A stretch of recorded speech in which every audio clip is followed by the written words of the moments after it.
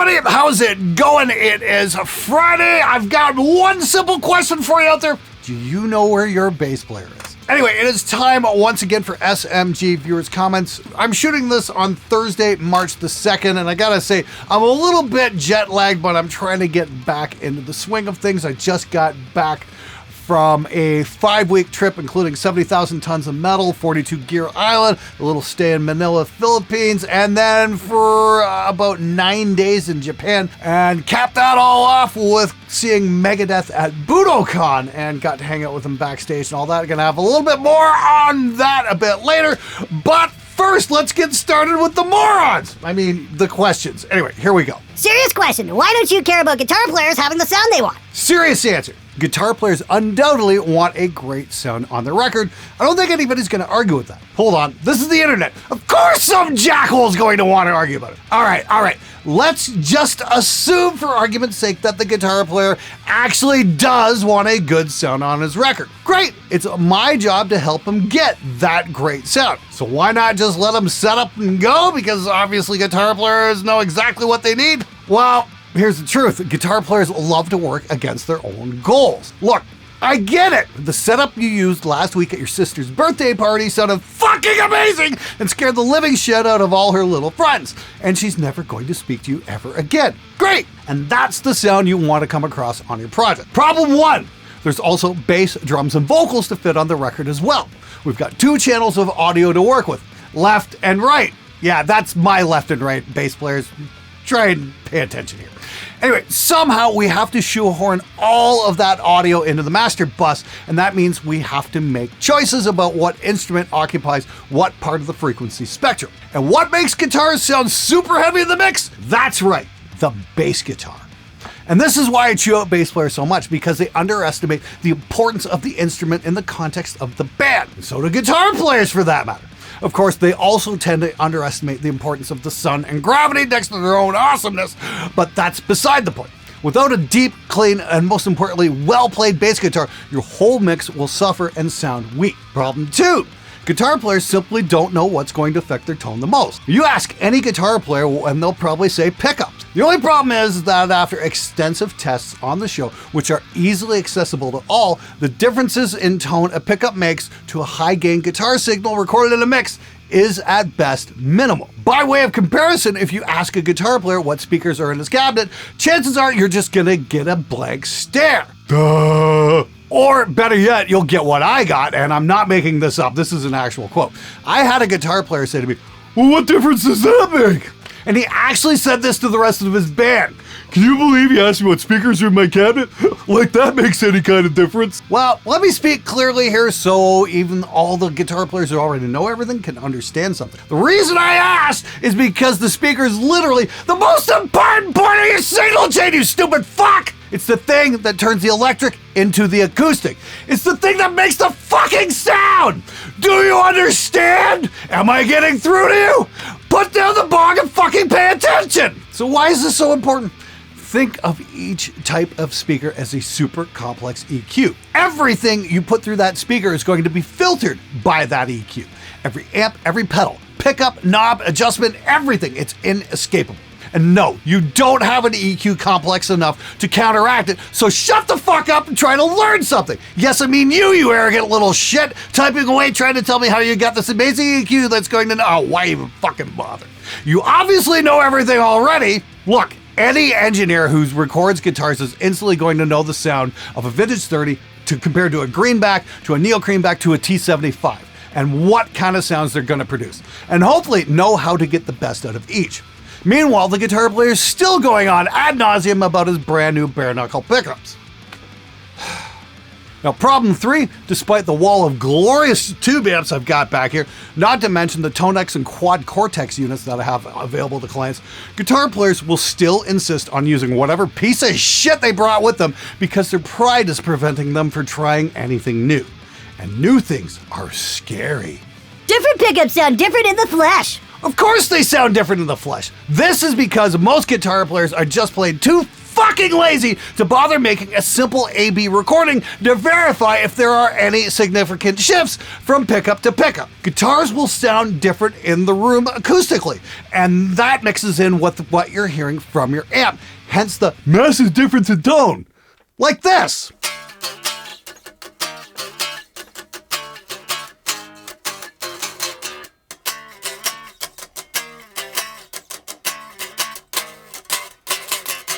But the minute you actually listen to the guitars once they're recorded, the massive difference in sound that you just heard shrinks faster than the safety budget at Norfolk Southern.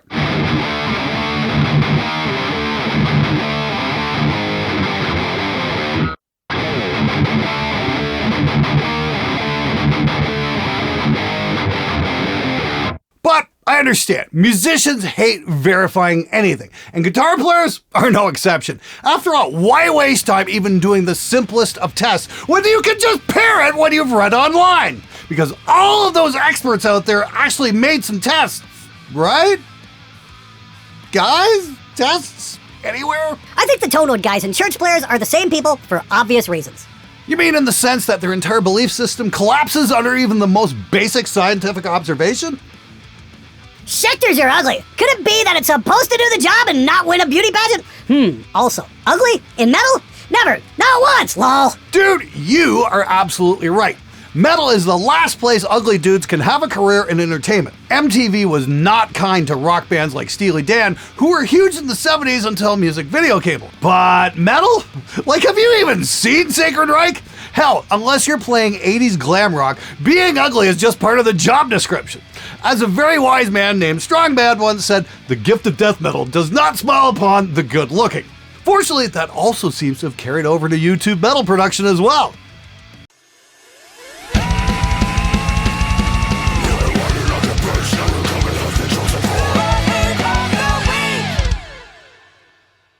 I thought about this and realized that I'm kind of happy for the Dunning-Kruger Glenn because he found a great niche for himself and it's working out for him. He's sort of become an ambassador and inspiration for all the rubes and amateurs out there who really can't hear any differences between things and in fact make purchases based on advertising and the optics of things. They don't have a realistically informed idea what to listen for or what to expect from, say, a pickup swap. These folks should simply save their money, and to them, Glenn is almost like a self-help guru conspiracy theorist. So keep on fighting the good fight. Oh man, don't you just love when people throw around terms like Dunning-Kruger so they sound like they know what they're talking about? However, the more I learn about all of this, about tone, about recording guitar, the more I realize that I've got a very long way to go. All I can do here is make the best test I can and then try to improve upon it, which is about 1,000 times more valuable than just sitting around and bitching that someone might have brought your most recent purchase decision into question. The simple truth is that pickups have been marketed to the majority of us guitar players as a miracle cure for bad tone. And when put to the test,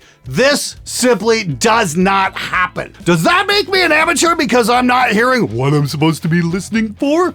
Oh yeah, that's probably because I actually recorded the fucking results! Because the one thing that most guitar players refuse to admit, despite the mountains of evidence, is that human perception is flawed. And that includes your perception, Honig Dags. Here's a novel suggestion. Please put those superhuman hearing skills of yours to use for the benefit of all mankind, and please explain to the rest of us just exactly what the fuck we're missing. And better yet, why don't you please make a video where you can demonstrate exactly what you're talking about in meticulous detail? Because all of us rubes and amateurs out here would love to learn from a real professional just like you. But I seriously doubt that's ever gonna happen because that would take effort. And effort is the one thing standing between so many musicians and success. One day I recorded the same thing for left and right using two different guitars, a Telecaster and a Yamaha with passive EMG humbuckers. When I played, I thought they sounded really different. When I came back tomorrow for mixing, I couldn't tell which guitar was which. Shh! Dude, if word of this gets out, people might stop buying pickups! And if that happens, guitar players might stop worrying about tone and start writing songs! Yes! That's the whole point of electric guitar, to just plug into an amp! Just say no to digital amp rings and amp sims! Hey Roger, digital amps aren't going away. Not ever. Technology inevitably moves forward. Much like the automobile replaced the horse and buggy, or the computer replaced the abacus, people will always choose the easiest path. And thanks to recent advances in AI, maybe one day ChatGTP will be able to write your YouTube comments for you so you can sound like you possess some degree of intelligence. I'm too busy making content is the tragedy of the modern creator, be it YouTube shows or as a musician. Instead of doing something creative and interesting, one has to churn out something to keep the algorithm happy. As far as I'm concerned, this is a good problem to have. The fact that you guys keep on coming back year after year really keeps me going. Sure, this isn't a traditional 9-to-5 jobs, and sometimes I'm working 16-hour days. But I'd much rather be doing this than slugging it out in a factory. Doing YouTube allows me to be creative in ways I'd never anticipated. And the one thing I can honestly say is that I simply do not get bored doing this. Hell, I just got back from 42 Gear Island in the Philippines, where Henning was chewing me out to get me to put my phone away. And he might have had a point. The job can be hard to unplug from. Fortunately, by the time I made it to Japan, I had mostly put the phone away, so sorry I don't have any travel vlogs from there because I wanted to experience it firsthand and not from behind a camera lens. I will say this though, this job has enabled me to go see Megadeth at Budokan and meet the band, including Marty Friedman. And that was really something. So I'd like to thank James Lomenzo and everyone in the Megadeth organization for making that happen, as well as my friend Mr. Jason McNamara for going above and beyond the Call of Duty. Dude, you are an absolute trooper for taking us around the country, and I'm truly grateful for the experience. Thank you so very much. Are you ever going to do another recording competition at all, or is it a bit of an ache to get one done? I know you've had issues in the past with copyright and the like, but I can imagine trying some sort of prize isn't too easy. But it is a bit of fun watching the efforts by other people who enter. Yeah, I ran into a lot of snags in the last Oldies But Baddies competition.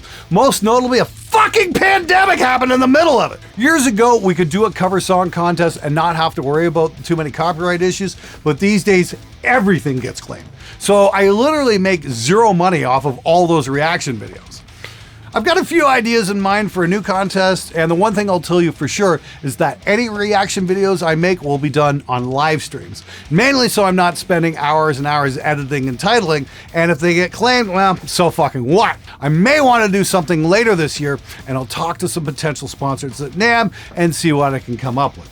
The one thing I can say for sure, though, is that I'll definitely be doing a music video contest because those are a lot of fun. That is, when you guys actually make a music video, not just a still image with a song playing, you lazy bastards! I would like you to make a video on how to make a small budget home studio.